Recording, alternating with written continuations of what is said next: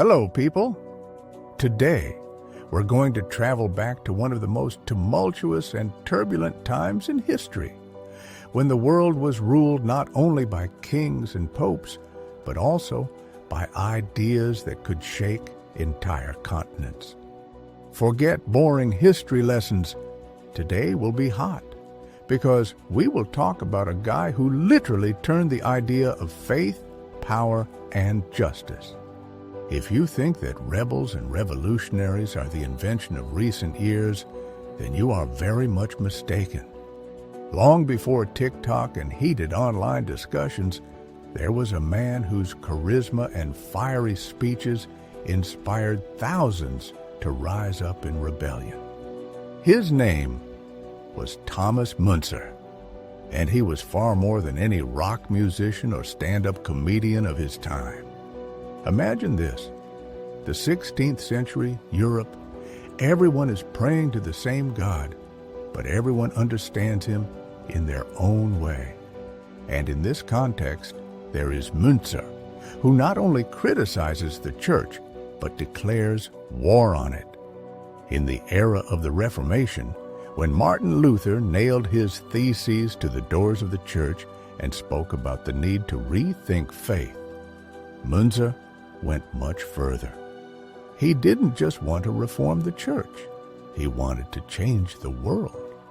Truly, he saw how the common people suffered under the oppression of the feudal lords and the clergy, and how injustice reigned everywhere. He decided that it was time to put a stop to this. One of Müntzer's greatest strengths was his ability to rally those who were often overlooked, such as the peasants. Yes, the ones who plowed the land had no rights and were considered meek. Müntzer transformed them from a fragmented, oppressed mass into a unified force. He gave them hope, a purpose, and most importantly, a voice.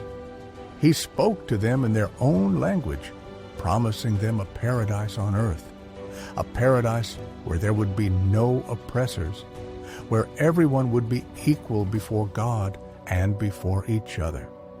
Does it sound like a utopia? Perhaps. But for these exhausted people, it was the only light in the darkness. His sermons were not just boring lectures. They were passionate calls to action, full of allegories and biblical comparisons, which, however, were interpreted in a very modern way. He was a true preacher of the New Age, and his ideas were in the air, stirring minds and hearts. Müntzer, like a DJ at a mega festival, knew how to get the crowd going. But instead of music, he had words that were more powerful than any rock concert. He wasn't just talking about faith. He was talking about social justice. The idea that wealth and power concentrated in the hands of a few is blasphemous. And it was this that made him not just a religious figure, but a truly revolutionary one.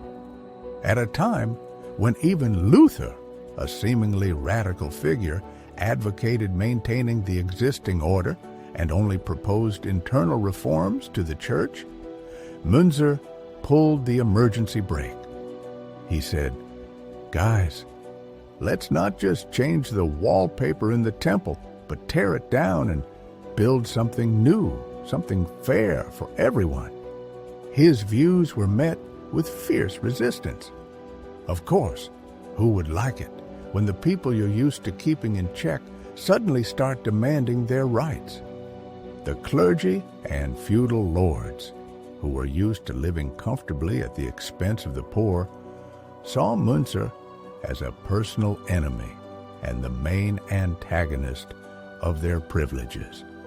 So, guys and gals, if you think that the rebellious spirit is an invention of the 2000s, when everyone started protesting against the system, then here's Müntzer, the first hipster revolutionary of the 16th century.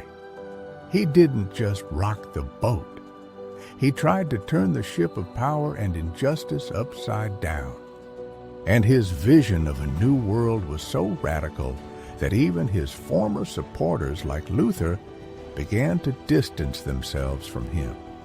Luther, in fact, even called him the Satan of Ostad. Can you imagine the hatred and fear that Munzer's ideas inspired? It's like your favorite blogger suddenly became an implacable enemy of the entire system, and his former colleagues suddenly started throwing all their hate at him. But Munzer didn't turn back. He believed that God was behind him, and as we all know, you can't argue with God. He gained more and more supporters, creating a real army of peasants who were ready to fight for their beliefs. His influence spread, and soon not just individual villages, but entire regions were engulfed in the flames of rebellion.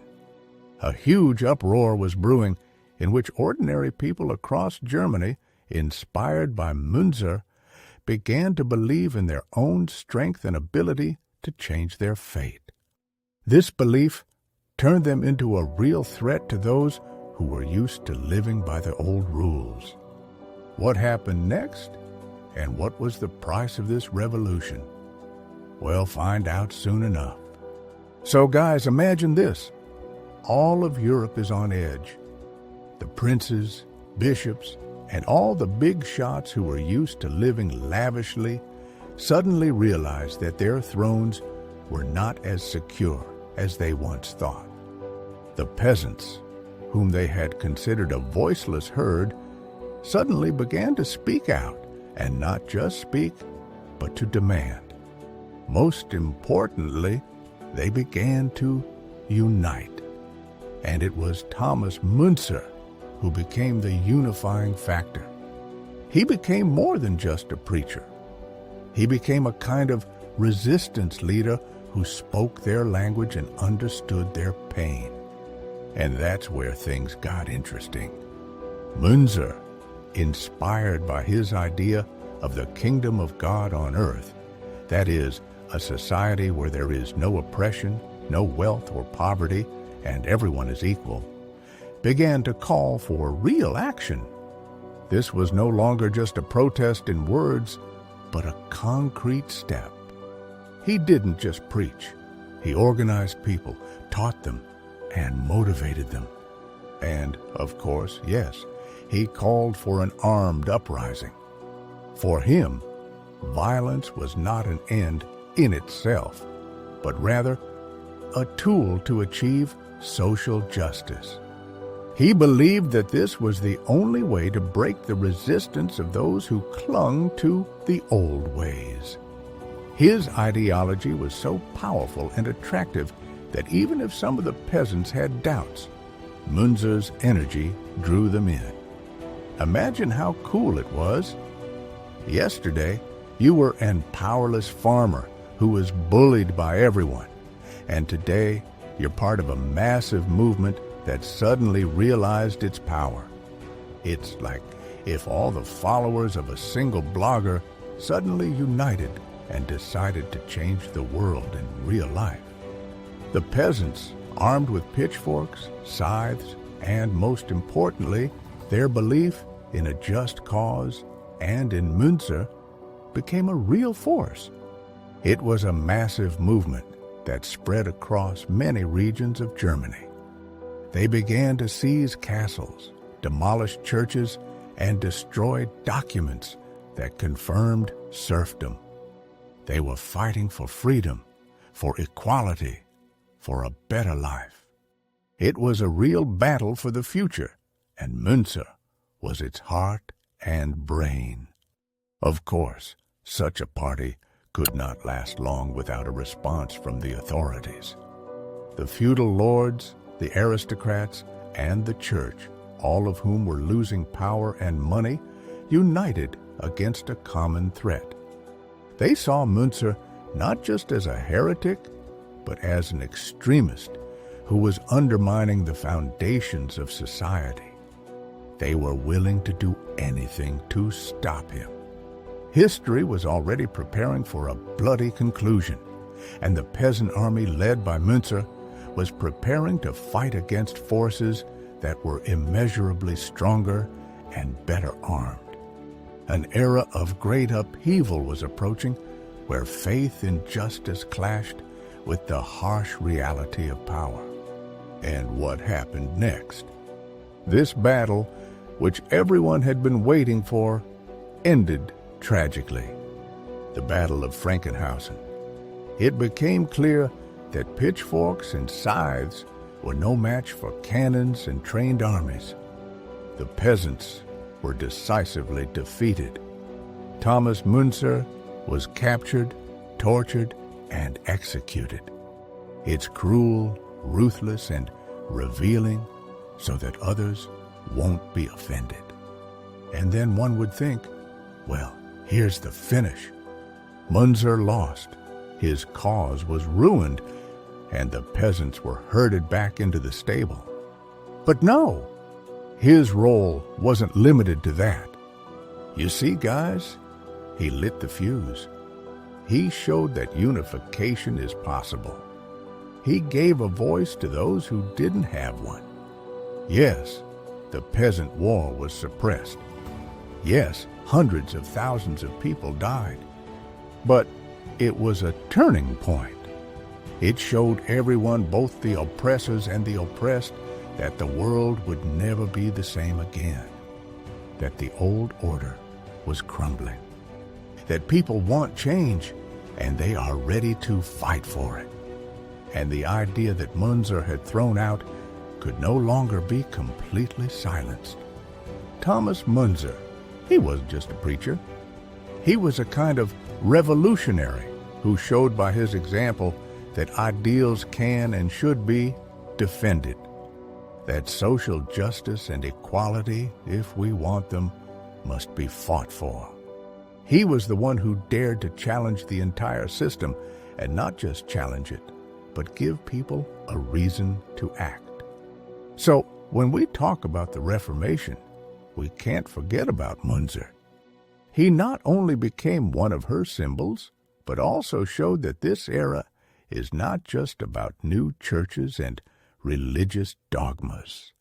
It is about awakening, about realizing one's own power, and about how a small spark can ignite a huge flame.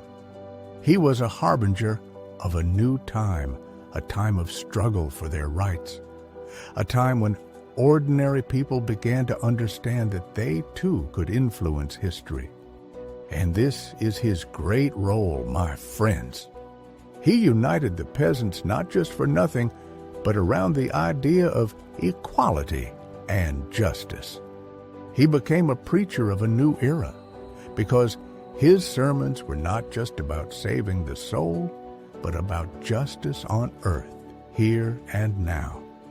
He showed that the turbulent era of the Reformation was not just a shift in milestones, but a breakthrough that would never be the same again. Remember this, and perhaps the next time you encounter injustice, you will remember Münzer and the fact that even one person can change the world if they have the courage and faith in their ideals. And that means we have the opportunity to do the same. Until we meet again in new stories.